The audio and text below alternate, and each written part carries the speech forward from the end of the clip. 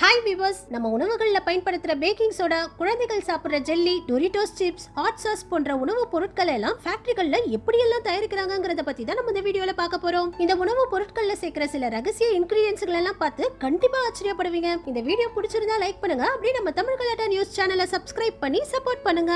நம்ம முதல்ல பார்க்க போறது பேக்கிங் சோடா. நம்ம சாப்பிடுற குக்கீஸ்ல, பல்லு தேய்க்கிற டூத் பேஸ்ட்ல, பாத்ரூம் கழுவுற சில கிளீனர்கள்ல கூட இந்த பேக்கிங் சோடாவை பயன்படுத்துறாங்க. பேக்கிங் சோடாவை தயாரிக்க பாறைகள்ல இருந்து Lime stone, table stone, sodium carbonate, தண்ணீரையும் சேர்த்து சால்வே ப்ராசஸ்ங்கிற மெத்தட்ல பேக்கிங் சோடாவை தயாரிக்கிறாங்க. முதல்ல பாறைகள்ல இருந்து லைம் ஸ்டோன்களை எடுத்துட்டு வந்து அதுங்களை பவுடரா அரைச்சு 850 டிகிரி செல்சியஸ்ல இருந்து 1562 டிகிரி ஃபாரன்ஹீட்ல கொதிக்க வைக்கிறாங்க. அதுக்கப்புறம் இந்த கொதிச்ச தண்ணீர்ல கால்சியம் குளோரைடை சேர்க்கிறாங்க. இதுக்கு அடுத்ததா இது கூட டேபிள் சால்ட் சேர்த்து இந்த மூணையும் மிக்ஸ் பண்ணி பேக்கிங் சோடாவை உருவாக்குறாங்க. பவுடரா வர பேக்கிங் சோடாவையும் ப்ளீச்சிங் ப்ராசஸ்க்கு அனுப்பி வெள்ளை வெள்ளேர்னு இருக்கிற இந்த பேக்கிங் சோடாவை உருவாக்கி பாக்கெட்டுகள்ல அடைச்சு விக்கிறாங்க. நம்ம சாப்பிடுற கேக், பிஸ்கெட்ல இருந்து தினமும் ஏதோ ஒரு வகையில இந்த பேக்கிங் சோடா நம்ம வயித்துக்குள்ள போய்கிட்டே தான் இருக்கு. அடுத்தது ஜெல்லி அண்ட் கேண்டிஸ். குழந்தைகள் விரும்பி சாப்பிடுற ஜெல்லில இருந்து நிறைய சாக்லேட்டுகளை இந்த ஜெலட்டினை வச்சு தான் தயாரிக்கிறாங்க. நம்ம கேப்சூல் மாத்திரைகளுடைய கவரை கூட இந்த ஜெலட்டின்ல இருந்து தான் தயாரிக்கிறாங்க. ஆனா இந்த ஜெலட்டினை விலங்குகளுடைய தோல்ல இருந்தும் எலும்புகள்ல இருந்து தான் தயாரிக்கிறாங்க.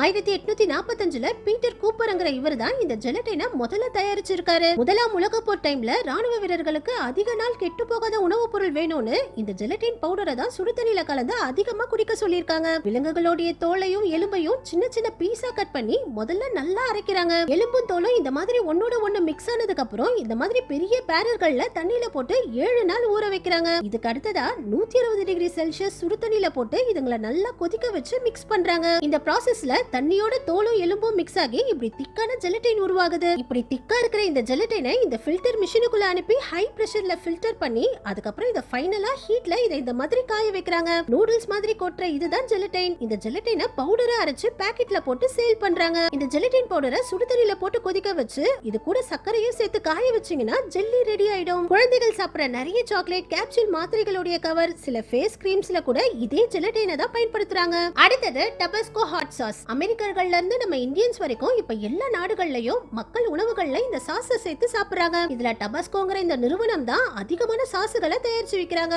இந்த சாஸை தயாரிக்க தேவையான மிளகாயை விளைய வைக்கிறதுக்காகவே இந்த நிறுவனம் ஏவரிங்கிற இந்த தீவையை விலைக்கு வாங்கி வச்சிருக்காங்க. இந்த தீவு முழுக்க இவங்க மிளகாயை தான் விளைய வைக்கிறாங்க. இந்த மிளகாய் செடியில முதல்ல மொட்டு உருவாகி பூவா விரிஞ்சு பூவுல உள்ள இதழ்கள் விழுந்ததுக்கு அப்புறம் மிளகாயா வளரும். முதல்ல மஞ்சள் நிறத்துல வளர மிளகாய் அதுக்கப்புறம் ஆரஞ்சு நிறத்துக்கு மாறி கடைசியில இந்த சிவப்பு நிறத்துக்கு வரும். கரெக்டான சிவப்பு கலரை கண்டுபிடிக்கிறதுக்காகவே வேலையாட்கள் இந்த மாதிரி ஒரு சிவப்பு நிற ஸ்டிக்கை கையில வச்சிருக்காங்க. இந்த ஸ்டிக்கோட கலருக்கு மேட்ச் ஆகிற மிளகாய்களை மட்டும் தான் இவங்க பறிக்கிறாங்க. 1868ல எட்மண்ட் மெக் ஹெனிங்கிற இவருடைய வீட்ல ஒரு பாட்டிலுக்குள்ள வினிகரும் மிளகாயும் 3 வருஷமா ஒன்னா கிடந்திருக்கு. அதை சாப்பிட்டு பார்க்கும்போது நல்லா இருந்ததுனால தான் அதையே ஐடியாவை வச்சு இவர் இந்த பெப்பர் சாஸை உருவாக்கி இருக்காரு. இந்த ஒரே ஒரு சாஸை வித்து தான் இவர் மிகப்பெரிய கோடீஸ்வரனாவே மாறினாரு. நல்ல சிவப்பு நிறத்துக்கு வந்த மிளகாய்களை பறிச்சு அதை ஃபேக்டரிக்கு எடுத்துட்டு போய் முதல்ல நல்லா கிளீன் பண்றாங்க. அதுக்கப்புறம் இந்த மிளகாய்க்கு தேவையான அளவு உப்பு போட்டு நல்லா அரைச்சு மிக்ஸ் பண்றாங்க. இதுல வினிகரை சேர்த்து இந்த மாதிரி ட்ரம்முகள்ல ஃபில் பண்றாங்க. இது சாதாரண ட்ரம்முகள் கிடையாது. விஸ்கி தயாரிக்கிற நிறுவனம் பல வருடங்கள் இந்த ட்ரம்முகள்ல தான் விஸ்கியை ஸ்டோர் பண்ணி வச்சிருப்பாங்க.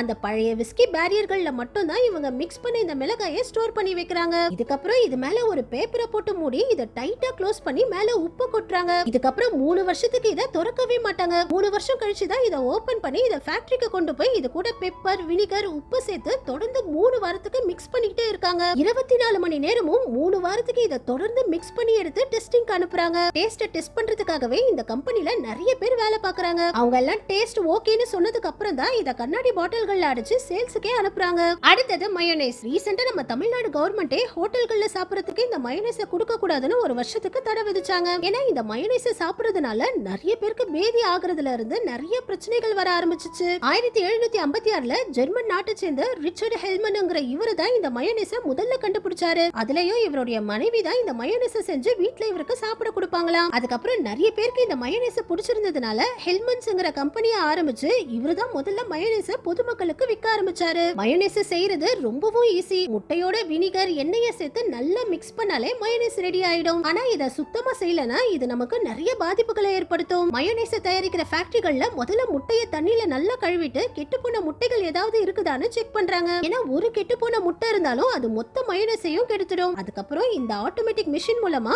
முட்டையோடைய வெள்ளை கருவையும் மஞ்சள் கருவையும் தனித்தனியா பிரிச்சு எடுக்கிறாங்க. அதுக்கப்புறம் மஞ்சள் கருவோட கொஞ்சம் உப்பு சேர்த்து மிதமான ஹீட்ல மிக்ஸ் பண்றாங்க. இதுக்கு அடுத்த ப்ராசஸ் தான் ரொம்பவும் முக்கியமானது. இந்த மிஷின் முட்டையில உள்ள ஹார்ம்ஃபுல் பாக்டீரியாக்களை ரிமூவ் பண்ணுது. இந்த விஷயத்தை தான் நிறைய கடைகள்ல பண்றது இல்ல. ஏன்னா சில பச்சை முட்டைகள்ல பாக்டீரியாக்கள் இருக்கும். பாக்டீரியாக்களை ரிமூவ் பண்ணதுக்கு அப்புறம் இதுல சர்க்கரையையும் எண்ணெயையும் சேர்க்கறாங்க. கடைசில மயோனைஸ் நல்ல திக்கா வரணும்ங்கிறதுக்காக மஸ்டர்ட் பவுடரையும் கொஞ்சம் தண்ணீரையும் சேர்த்து நல்லா மிக்ஸ் பண்றாங்க. மயோனைஸ் ரெடி ஆனதுக்கு அப்புறம் முதல்ல மயோனைஸ லேப் டெஸ்டிங்க்கு தான் அனுப்புறாங்க. இதுல எந்த விதமான பாக்டீரியாஸும் இல்லன்னு கன்ஃபார்ம் ஆனதுக்கு அப்புறம் தான் இத பேக்கிங் செஷனுக்கு அனுப்பி பேக் பண்ணி சேல்ஸ்க்கு அனுப்புறாங்க. நம்ம கடைசியா பார்க்க போறது டொரிட்டோஸ் சிப்ஸ். பொதுவா சிப்ஸ்களை உருளைக்கிழங்குல இருந்து தான் செய்வாங்க. ஆனா இந்த டொரிட்டோஸ் சிப்ஸ சோளத்துல இருந்து செய்றாங்க. சோளத்தை ஃபேக்டரிக்கு எடுத்துட்டு வந்து க்ளீன் பண்ணி இந்த மாதிரி ஸ்பின்னிங் பிளேடுகள் மூலமா சோளத்தை உரிக்கிறாங்க. அதுக்கப்புறம் இத நல்லா தண்ணியில கழுவிட்டு சுடு தண்ணியில போட்டு அவிக்கிறாங்க. நல்லா அவிச்சதுக்கு அப்புறம் சோளத்தை காய வச்சு பவுடரா அரைக்கிறாங்க. அதுக்கப்புறம் இந்த மாவோட சில சீக்ரெட் இன்கிரிடியன்ஸ் சேர்க்கறாங்க. அந்த சீக்ரெட் இன்கிரிடியன்ஸ் இப்ப வரைக்கும் இந்த நிறுவனம் வெளியில சொல்றது இல்ல. அதுக்கப்புறம் இந்த பெரிய மிஷின்ல மிக்ஸ் பண்ண மாவை கொட்டி ட்ரையாங்கிள் ஷேப்ல கட் பண்ணி இந்த எண்ணெயில போட்டு பொரிச்சு எடுக்கறாங்க. இந்த மிஷின் ஒரு நிமிஷத்துக்கு 5000 சிப்ஸ்களை பொரிச்சு எடுக்குது. மாவை பிசைறது, கட் பண்றது, எண்ணெயில போட்டு பொரிக்கிறதுன்னு எல்லா வேலைகளையும் இந்த ஒரு மிஷினே பண்ணுது. ஃபைனலா இது மேல ஸ்பைசஸ் மசாலாக்களை போட்டு மிக்ஸ் பண்ணி ஏர் கண்டெய்னர் பேக்ல பேக் பண்ணி சேல்ஸ்க்கு அனுப்பிடுறாங்க. ஓகே வியூவர்ஸ், இதே மாதிரி இன்னும் நிறைய ஃபேக்டரிகளோட தயாரிப்பு வீடியோக்கள் வேணுமான கமெண்ட்ஸ்ல சொல்லுங்க. இந்த வீடியோ பிடிச்சிருந்தா லைக் பண்ணுங்க. அப்படியே நம்ம சேனலையும் சப்ஸ்கிரைப் பண்ணி சப்போர்ட் பண்ணுங்க.